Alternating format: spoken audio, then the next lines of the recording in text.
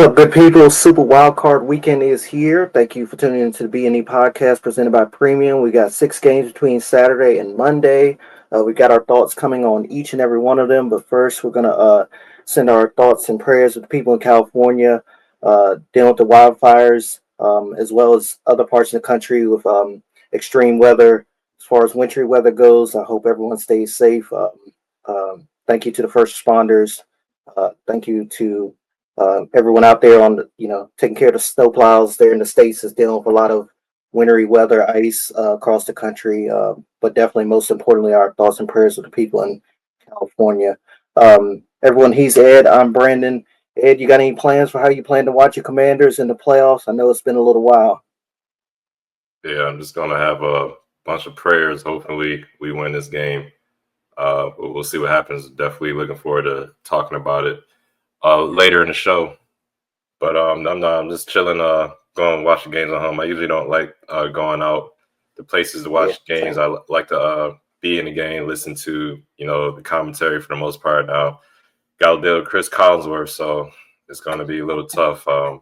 Everybody who watches the show knows I don't really mess with Chris Collinsworth that much. He's kind of annoying to me. Him and Kirk Herbstreit, but I'll get through it. But yeah, I'm just gonna stay in the house, watch that game, especially Sunday night game. Got to work the next day, so yeah, I'm just gonna stay in the house, maybe order some food and watch the game. Those are my plans. But let's get to this opening drive, shall we, everyone? 49ers are going to move on from defensive coordinator Nick Sorensen this one season after firing Steve Wilks. Deshaun Watson tore his Achilles for the second time since October. His 2025 season is now in doubt. The Jets, Browns, and Jaguars are to play in London next season.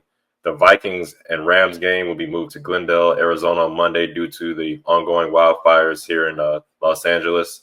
Rams wide receiver Demarcus Robinson has been charged with DUI, and the Dolphins have fired special teams coordinator Danny Crossman and wide receiver coach Wes Welker. Tough news for Deshaun Watson. As I said earlier when we were talking about it I think it was the last episode, I doubt he was going to even play the 25 season. Now my doubt's even higher that he'll be able to return. Just tough luck for him. First, he had the bad press of all the allegations going on now. He's played 19 games since he's been with the Browns. Is definitely on the downside for him. I know he lost his father early this year too, so tough news for him. Hopefully he can get through it. But yeah, man, see how that goes for him. All right, first wild card matchup of the weekend is Chargers at the Texans. In my opinion, this game comes down to who's going to be able to run the ball. CJ Stroud, I really like him as a quarterback, but he's lost a couple of weapons this year. Stephon Diggs first earlier in the year with that torn ACL. Then again, my guy Tank Dell, who went down kind of friendly fire when he caught a touchdown, and he got hit in the knee and it messed his knee all the way up. So I think whoever is going to be able to run the ball more effective, looking at the Chargers side of the ball, J.K. Dobbins and Gus Edwards. J.K. Dobbins, the leading rusher, 905 yards. Don't think he played the last couple of games. I know he's questionable right now with ankle injury, but I definitely see that running attack being a little bit more ferocious than the Texas running attack, just because for some reason the Texas O-line, I think, is due to injury or whatever, but the Texans O-line, more specifically in the pass game, hasn't been too good. They're going up against a couple of names, Nick Bosa, Khalil Mack, Bud Dupree over there on the Chargers side of the ball. I can see them roughing things up. A way to victory I do see for the Houston is CJ Stroud and his legs. He's the third leading rushers on the Texans, believe it or not, only 233 yards. But I think if he has an opportunity to run, he should take it. I don't think he'll have too much time in the pocket. I got him like 3 seconds tops, and that's on a good play. He needs to get rid of that ball often, fast and early. He needs a feature. My guy Dalton Schultz in the pass game is usually Nico Collins or bust. The other receivers that they have left, Xavier Hutchinson, John Mechie III, they haven't really stepped up like I'm sure the team has wanted to since the injuries of Stephon Diggs and Tank Dell. But Dalton Schultz got to give all of course, Nico Collins, the 1,000-yard receiver, 1,006 yards. But all in all, I just don't think it'll be enough. I think Harbaugh is going to have Chargers ready to play. I don't think they'll make too many mistakes. Justin Herbert's only thrown 3 interceptions the whole year. I'm looking at CJ Stroud numbers. He's thrown 12. I could definitely see a turnover happen. Not like him throwing an interception, but him getting hit while he's throwing a ball. Either the ball comes out fumble, he fumbles, or the ball just comes out funny and he gets picked off that way. I could definitely see the Chargers force a turnover and just have a little bit less mistakes. I like their defense just a tiny bit more than I like the Texans defense. Don't get me wrong. I think that Texas defense is stout. They got their linebacker who got suspended due to that Trevor Lawrence hit Azeez Al-Shaair. That's a welcome addition for them. But all in all, man, I just think Justin Herbert and crew is going to get the job done. Now, I want to see how the Chargers receivers do. They don't have Josh Palmer. Ladd McConkey's back now. That's, really good rookie wide receiver. Quentin Johnson has stepped up the last couple of games as well. So I want to see how they look against that Texans secondary. But, yeah, man, I just think it's going to go the Chargers' way. Don't get me wrong, though. I do want the Texans to win. I just like CJ Stroud as a player, as a person. I really like him. So I want him, D'Amico Ryans, to get the job done. But I don't think they're going to be able to. I think the Chargers are favored by 3 as well, if I'm not mistaken. So, yeah, I'm going to go with the Chargers, even though they're playing on the road. What about you, Brandon? How do you feel this game's going to go? Might be an upset brewing, in my opinion. Chargers winners of 3 straight games. During that same time frame, the Texans have lost 2 of the last 3. Both defenses have played outstanding. The Chargers #1 in scoring defense. The home team is about middle of the pack when it comes to points surrendered. I'll be watching these offenses, though, in all phases. Stroud and Herbert, which one of these guys will have efficient time to get their playmakers the ball? You mentioned the Houston offensive line. They struggled in pass protection. Dobbins and Mixon for the run game, including Gus Edwards as well. They got similar stats between Dobbins and Mixon, but JK is a little bit banged up heading into this game. So that'll be something to watch as well. Ladd McConkey, Nico Collins, both those guys, they've been extremely beneficial to their success of their teams as well. But my X factor, again, goes back to the Houston offensive line and Quentin Johnston. Houston front 5, they need to protect their quarterback, open some run lanes for him and CJ Stroud and Mixon and Quentin Johnson. You mentioned he's came on as of late, especially the last 2 or 3 games back in the fourth quarter of the season. Can he keep it up against Derek Stingley and that Houston secondary? But yeah, I like the Chargers in this one. I think they're playing a little bit better football right now. They got a little bit of momentum going into this one, and Herbert has protected the ball a lot better than CJ Stroud. Not every interception is on the quarterback, but the stats go down as they do. So I think Herbert has 3 interceptions on the season or something like that. It's very few that he's thrown. So, yeah, I like the Chargers there to come into Houston and beat the Texans. All right, everyone, round 3, Pittsburgh versus Baltimore at the Bank. The only divisional matchup during Wildcard weekend is Saturday night at 8 p.m. Eastern on Prime Video. First of all, as a fan of a team that's been in the playoffs quite often over the last probably 15, 20 years, thank you, Lord, for another opportunity to see my team play in the playoffs again. Around this time of the season, there's a lot of coaching changes and personnel changes and all that stuff, but it's been something consistent for us. No matter how hard I am on them, I'm very grateful that I get to watch them play around this time of year, just about every year. But yeah, this is the only 5th matchup between our teams in the postseason. Pittsburgh beat us in the 2001 divisional, the 2008 AFC Championship, and the 2010 divisional, which I remember more vividly, especially the Troy Polamalu pick 6 on Joe Flacco. We got the last laugh in 2014, 10 years ago in the wild card. Zay Flowers, he's out of this matchup, but I'm confident in my Ravens for a couple of reasons. Both teams appear to be headed in opposite directions. Russell Wilson, over the last 4 games, he's ranked near the bottom in total QBR, yards per attempt, completion percentage, and sacks. During that same time, our defense has been basically top 3, top 5 in every statistical category. going back to pretty much the halfway mark of the season, I do trust our offense and our defense over theirs as well. And again, we beat them December 21st just a few weeks ago, and it was a pretty good win there at home. I know there was some bulletin board material Ed brought to my attention earlier this week. I think Tomlin will use that to his advantage. They'll be coming out ready to play. I'm not thinking that Pittsburgh is going to, roll over and give us this game. Not at all. I think Pickens might have a big game. So whenever we play man-to-man coverage, please don't have Brandon Stevens on George Pickens. Please put Marlon Humphrey on him. Marlon travel. I know he's been playing a lot more slot. Him or Nate Wiggins. Please don't put Brandon Stevens on him. I don't think everything is on Brandon Stevens, but he's been struggling out of our top three corners the most this year.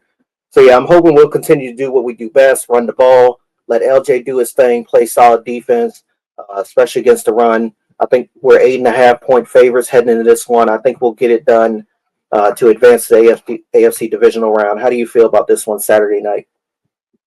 Yeah, man, I agree with you. I think you guys get the job done. That bulletin board material that we're talking about. Yet, I guess some Ravens players had a little slight at George Pickens, and based off his last game, I'm sure he want to come back and prove that was just a fluke with all those drops he had and play a little better. So I do agree with you. I think he will have a better game. But all in all, I think you guys should get the job done. I'm a little concerned, as you mentioned, Zay Flowers being out, but I think Rashad Bateman, Isaiah Likely, Mark Andrews will step up to the plate. And as long as y'all can run the ball, y'all should get the job done. I think y'all going to keep the Steelers defense on the field a little bit longer. Y'all going to gobble up the time of possession.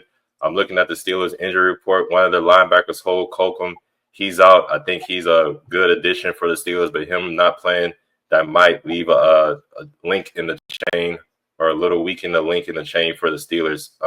So overall, I want to go with the Ravens too. As you mentioned, the Steelers have been on the downside. They kind of remind me of the Eagles last year when they they lost about 4 or 5 games in a row, and they go into the playoffs and lost against the Buccaneers, even though they were favored to win. This is a little different as you guys are favored to win. So I think that losing momentum, I don't know if they'll just be able to turn it around like that. So I'm sure you guys will win, and then we'll hear rumors of, oh, it's Mike Tomlin's fault. Everything's Mike Tomlin's fault. He's got to go, and they'll try to get rid of him again. I'm sure that type of noise will start to happen. But yeah, contain the run. Don't let Najee Harris, Jaylen get going. If George Pickens does do his thing, can't let anybody else get off. Don't let Pat Freiermuth get off. I know he's itching to get back out there too after that drop he had at the end of the game too against the Bengals. So mistake-free football. I know the first 2 matchups you guys had, there was turnovers forced by the Steelers. Got to play mistake-free. Now, defensive line, you need to disrupt Russell Wilson as much as possible. I think you guys are second in sacks on a year. Get after Russell Wilson, make it uncomfortable for him. Guy's a pro, a vet, has a Super Bowl win. All that experience matters. I'm sure he'll be poised out there, even if he does throw a couple of turnovers. I think he'll still be ready to go out there on the next series. So make sure you interrupt and disrupt him as much as possible. And I like the Ravens' chances of winning this game, even without Zay Flowers. But I do think Zay Flowers, it might look, you might notice it on the field if guys can't get open. And in that case, Lamar, you got to do what you do. MVP type numbers.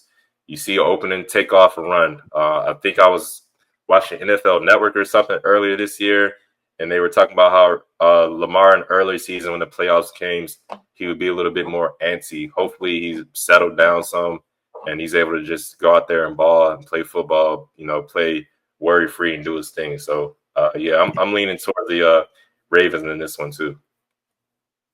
And one more thing, I'm not sure, sorry if you mentioned it or not, but Justin Fields, I think he's going to get a couple snaps. I'm hearing Ravens defense, please be alert, because in the few games that since Russell Wilson has taken over that Justin Fields has appeared on the field, it's been pretty much run plays. So we pretty much know what they're going to do when he comes out there on the field. So please be alert, Baltimore. Yeah, I think he can be a little bit of a get momentum going for them if they are struggling offensively. So be on the lookout for Justin Fields' Raven defense. Kyle Hamilton, Rowe, the leaders of the defense. Get your guys set up. All right, everyone, we're about to talk about Buffalo and Denver, but first, this episode is brought to you by Premium, CBD and health and wellness company. Check out their line of CBD infused products, which are a perfect after workout refuel for athletes, a pain reliever for weekend warriors, and even a natural sports drink for us armchair quarterbacks.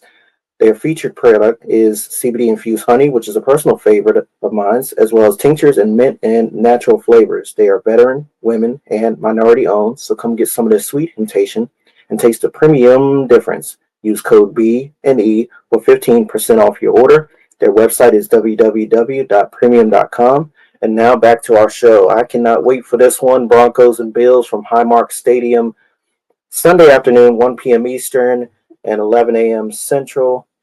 12 Central. Um, I think this may be one of the better quarterback matchups of Wild Card Weekend. Bo Nix, 29 passing touchdowns and 12 interceptions. Josh Allen, 28 passing touchdowns and 6 interceptions. Bo Nix, he just seems to be unfazed by anything a defense throws at him. Von Miller and the boys will be ready, but I think they also give up some yards to this Denver offense. Nixon, his wideouts, they're clicking on all cylinders. Cortland Sutton, Mims, plus their offensive line is one of the best in football. As for Josh Allen, I think he may struggle a little bit against this Denver defense. We've talked about it all year how good they've been. They're just about top 10 in several categories, including number one in the league in sacks. I'm with Buffalo. If I'm Buffalo, I want to establish the run, keep that Denver offense off the field. We've seen the last couple of weeks they've been able to strike fast and get points on the board. You want to keep, Buffalo is 8-0 at home. I know it's going to be like 29 degrees. It's going to be really cold out there. I don't think that'll factor into Denver's game plan. They're used to playing in the cold. I give the edge to Buffalo, I think, only because I think Josh Allen can make anyone's defense look lost. I'm going to go with the Bills by 7. How do you feel about this one? Yeah, I agree with you. Unfortunately, I think the Bills are going to win. I would love to see an upset in this one of Denver and Bo Nix and crew doing their thing, but I think Bo Nix is going up against the monster right now. That defense, as you mentioned, the Denver defense. I'm really interested to see how Josh Allen looks out there against that Denver defense. Pat Surtain, he's a potential defensive player of the year candidate. So I really want to see how Josh Allen does look against those guys. But I do think overall, Josh Allen, he's going to be able to get the ball to Khalil Shakir and those guys. James Cook, if they can contain James Cook, maybe the Denver Broncos have a chance. But I think James Cook is going to be good out the backfield and receiving. And I think Josh Allen will do Josh Allen things where he'll be able to take off and get 20, 35 yards running the ball and then slide out of bounds or not take a big hit. So I'm going with Buffalo on this one. I don't know if Denver is going to be able to run the ball. I know they got kind of a running back by committees. Some games Sean Payton won't even play Javonte Williams and play Audric Estime and the other guys that you have out there. So I'm not sure if the Denver Broncos will be able to run the ball. I think it's going to put more pressure on Bo Nix to go out there and try to do things. I do like the receivers you mentioned, like Cortland Sutton and Marvin Mims. But overall, I just think they're going to run up into a better team and it's going to show. I think Von Miller is going to be super motivated to play against his old team, the Denver Broncos. I could definitely see him getting to the backfield in a hurry and making a couple of plays out there, especially in some key moments. It seems like every time it comes down to the nitty-gritty and in the playoff time, you're going to hear Von Miller's name in a good way. He's going to either have a sack or he's going to have a pressure where the ball gets forced out faster than they want to. And I think the Buffalo Bills are going to go out there and do their thing. It kind of seems like Buffalo Bills is destined to get to at least the AFC Championship the way things are going. But, man, I would really, really love to see Denver upset Buffalo, even though Sean Payton kind of gets on my nerves. I don't know why. I look at him these days and he kind of gets on my nerves. So it wouldn't be too bad to see Denver go out there and get stomped and see the camera pan to Sean Payton. He's just looking like, God damn, what the hell's going on? But, yeah, I do see Buffalo winning this game. Think they are favored by 9 points. I think they could cover that. Bo Nix kind of a gunslinger, 12 interceptions on the year. I could definitely see him trying to force the action and throw a pick. So give me the Buffalo Bills. I think they'll make less mistakes. I think Josh Allen MVP is probably his. I know Lamar Jackson has better numbers. I said it last week, but I think he'll show like, this is my team, this is my season, and I'm gonna do my thing out there. So yeah, give me the Buffalo Bills in this one too. All right, let's get back over to the NFC side of things. You got the Packers at the Eagles Sunday game too. Jalen Hurts is expected to play. Clear concussion protocol, has been practicing all week. Looks like most of the Eagles are healthy. Huge loss, in my opinion, for Green Bay, losing Christian Watson. Fortunately, blew his knee out late in the game towards ACL, so they're going to be without him. And I think that's going to be a huge impact on our passing sack. I like Romeo Dobbs.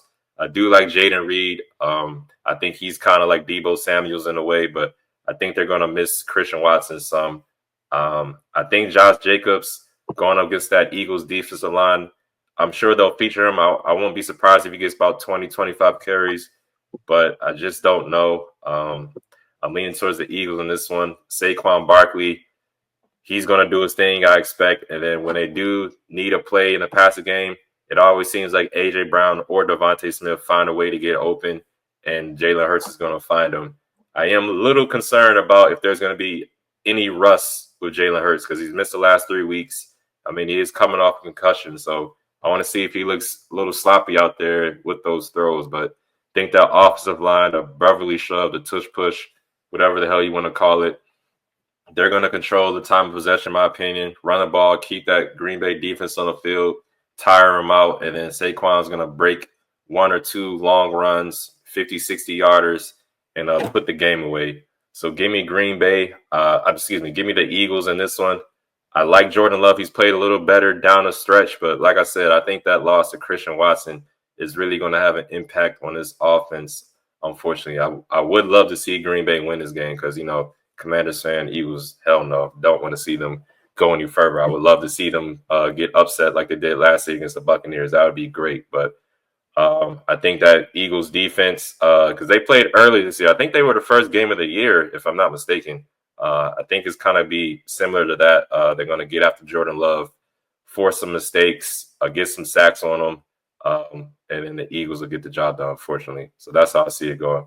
How about you, man? Yeah, Philadelphia, that's who I'm going with. There were some guys that on NFL Network, they were questioning how Jalen Hurts would look. I still like their odds either way. I think Green Bay in this defense, they definitely won't roll over and give Philly the win. They've been great all year, forcing turnovers, both fumbles and interceptions. So I think Jalen Hurts, Saquon Barkley, those guys there, they have to focus on ball security. But for the Green Bay offense, Jordan Love, Romeo Dobbs, they're a little banged up. They're not on the injury report right now, but they were earlier this week. Christian Watson, as you mentioned, he's out. He's their home run hitter. So I think Green Bay needs to focus on running the ball. They've utilized the ground game a lot this year, more than they have in years past. If Josh Jacobs get going, I think he can get be hard to stop just like Saquon Barkley is. But yeah, the Packers, they're losers of 2 straight close games. They were Philly. They're 8-1 at home. That's the reason why they're the 2 seeds. So yeah, I'm going with the Eagles in this one. Give me the home team. All right, I know he'll be front and center for Commanders at Bucks on Sunday Night Football. We got an 8:15 p.m. Eastern Time kickoff from Raymond James Stadium. I want to know what you're thinking ahead of this game. Oh, boy. I got to be honest, man. I just going into this week, I'm kind of tossing and turning every time I think about this game, man. I remember the first matchup. They pretty much did whatever they wanted with us that first week they played us. I think it'll kind of be similar, honestly, in my opinion. I think Mike Evans, even if Marshawn Lattimore is out there, they don't have Chris Godwin, but I think Mike Evans will do his thing. I think the rookie Jalen McMillan was doing his thing. I think they're going to have Cade out and back. I think he's going to do his thing. I'm just saying all this because I have little to zero faith in our defense. You look at the numbers and you'll say, okay, they're not too bad numbers-wise. Middle of the pack in a lot of categories, maybe even top 10 in some categories if you look at the stats. But if you watch the games, a lot of times it's because Jaden Daniels was doing a lot of things where our offense stayed on the field and the other team's offense was sitting on the sideline waiting to get on the field. So we had good time of possession, or it would be a drop or something the offense would do, and the defense would get lucky. So I just don't know, man. We haven't been able to run the ball these last couple of games. Look over the season, Jaden Daniels is our leading rusher, 891 yards. I think he's going to have to play out of his mind. I think all the players in the key positions, Terry McLaurin, all the guys with the big money in the contracts, they all got to step up. These are the most important games in the season. The big name guys, I'm talking about Daron Payne, Jonathan Allen. You guys got to step up and make plays, and I'm not sure we're going to be able to do that. I think Bucky Irving, I don't think he'll run all over us, but I think he'll have effective plays where something to happen, he'll catch the ball out of the backfield and go for about 15, 20 yards. I do see us making a bonehead mistake here and then where it'll be 3rd and 4, we get a stop, but no damn holding penalty on somebody in the backfield, or excuse me, in the secondary. Benjamin St. Juste, please, can we just keep him on special teams? Don't put him out there unless we need to if somebody gets injured. No offense, Benjamin St. Juste, but I just don't know, man. Mike Sarenstill, rookie cornerback. Hope you go out there and make some noise, but I just don't see it. I can see Vita Vea wrecking the offensive line multiple times.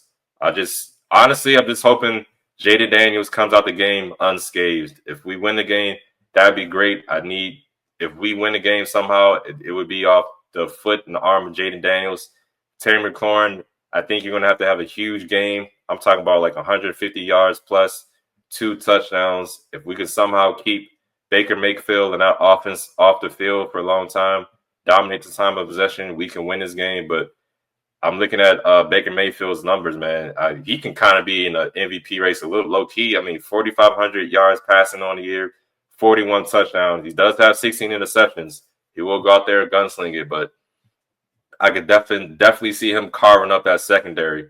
Hopefully, guys like Bobby Wagner, tried and true guys, they can go out there and make plays, but I honestly just don't see. I'm being pessimistic right now, and I really hope the Commanders prove me wrong, but I think Tampa Bay is just going to have a little bit more to get the job done, and I can definitely see us, the defense specifically, making a mistake or two that's going to be super costly, either offsides or some type of damn defensive holding or pass interference where we got to stay on the field and is either going to lead to a field goal or a touchdown. Is going to break our damn back. So, fortunately, I think the Bucs are going to win it. I hope the Commanders win it, but we'll see. I hope I'm wrong and Commanders do win.